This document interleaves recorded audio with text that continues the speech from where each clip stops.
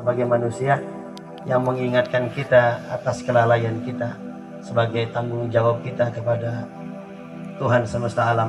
Kita adalah hamba yang lemah, tidak lebih dari situ. Kekayaan pun bukan milik kita pada hakikatnya. Jabatan pun bukan milik kita.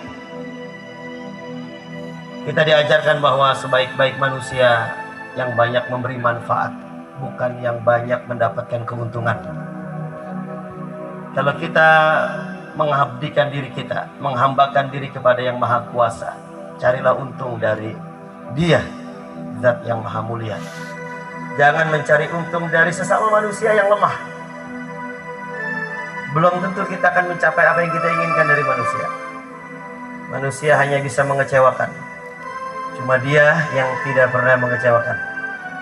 Itu jadi prinsip kita yang harus tertanam di dalam jiwa kita. Maka cerita tadi terlihat lucu, kocak, namun mengandung makna yang sangat mendalam.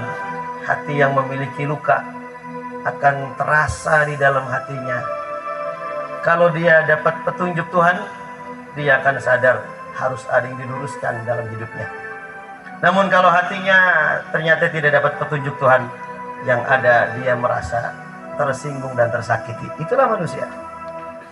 Segitunya pun itu adalah karakter lemahnya kita. Maka kita sebagai manusia yang punya tanggung jawab, banyaklah memberi manfaat kepada orang lain. Jangan putus dengan umur kita yang sudah berlanjut, tapi masih ada kesempatan untuk memberi manfaat. Maka dari itu kita selalu mengenang sejarah Wali Songo, sejarah para pahlawan kita, yang terkenal maupun yang tidak terkenal, namun pada hakikatnya memiliki satu karakter: berjuang untuk orang lain, bukan berjuang untuk dirinya. Habis perjuangan kita kalau kita mati, tapi kalau perjuangan kita untuk orang lain tidak akan pernah habis. Tidak akan pernah dilupakan perjuangan kita untuk orang lain. Tapi kalau untuk diri kita sendiri, kita mati, kita diambil nyawa kita, selesai. Apa yang kita cari akan selesai. Tapi kalau kita selama hidup untuk orang lain, maka tidak akan pernah berhenti. Manfaat itu akan dirasakan oleh orang-orang yang setelah kita, yang masih dihidupkan oleh Allah Subhanahu wa Ta'ala.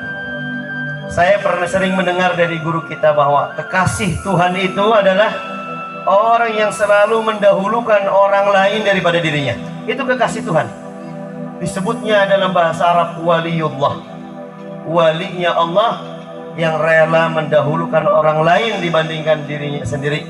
Berarti sudah hilang rasa egonya, rasa ananiahnya, rasa keakuannya. Kita diajarkan berlindunglah kepada Allah dari aku, dari saya. Inilah saya, inilah aku. Kita berjuang untuk menghindari sifat itu, yang mana sifat itu ternyata menghancurkan hubungan kita kepada Allah, kepada Tuhan kita, kepada manusia, kepada sesama, atasan, bawahan, dan atasan, dan juga sesama kita, rekan-rekan kita dalam perjuangan. Kita buang sifat itu, jadilah diri yang selalu mengatakan kita, kami, tidak ada saya dan aku. Ada kisah yang pernah saya baca. Iblis pernah mendatangi Firaun. Ketika Iblis mengetok pintu, Firaun bertanya, siapa? Apa kata Iblis? Saya. Siapa? Saya. Siapa saya? Kalau kamu Tuhan, pasti kamu kenal saya, kata Iblis. Ini dialog Iblis sama Firaun. Pas masuk Iblis, apa kata Iblis? Firaun ditanya, siapakah orang yang paling buruk di antara kita? Dijawab oleh Iblis, orang yang paling buruk di antara kita yang selalu mengaku-akukan dirinya, yang selalu dengki iri dengan orang lain. Iblis sudah tahu kalau kita punya karakter itu, berarti Iblis sedang tertawa seperti tawanya orang gila tadi. Iblis itu lebih pandai daripada kita bagaimana mengabdi kepada Tuhan. Maka dia berjanji, janjinya ditepati sama dia. Sampai detik ini dia akan menggoda umat manusia. Itu hebatan Iblis dibandingkan kita. Kita dulu sebelum lahir sudah berjanji bahwa kami adalah hambamu ya Allah dan kamu adalah Tuhanku. Pas lahir ke permukaan bumi, lupa janji itu. Gara-gara dunia yang selalu menggoda kita. Hampir lupa daratan dan hampir lupa jati diri sebagai hamba yang lemah, yang mengabdi dirinya harusnya kepada Tuhannya, kepada Allah Subhanahu wa Ta'ala.